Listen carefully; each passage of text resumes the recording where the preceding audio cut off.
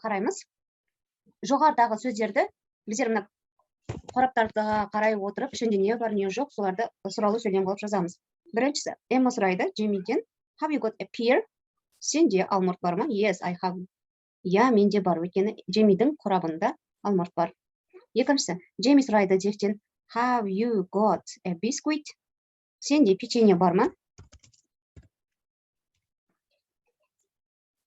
Печенье Джефте бар. Yes, Джеф айтады, yes, I have. Я, менде бар. Үшіншісі, Эмма сұрайды Джефтен, have you got a pear? Джефте алмұрт жоқ, сондықтан Джеф айтады, no, I haven't. No, I haven't. Келесі төртіншісі, Джеф айтады, have you got sandwich? Джеймиде сэндвич бар.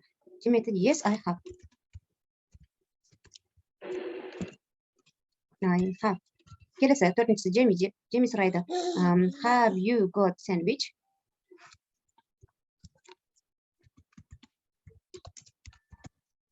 Сенде сэндвич бар ма?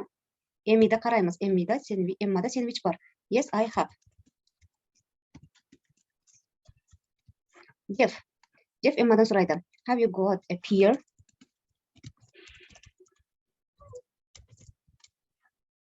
Эммадан алмұрт бар. Айтады. Я, менде бар. Yes, I have. 47-ші беттегі тапсырмалар орындап болдық.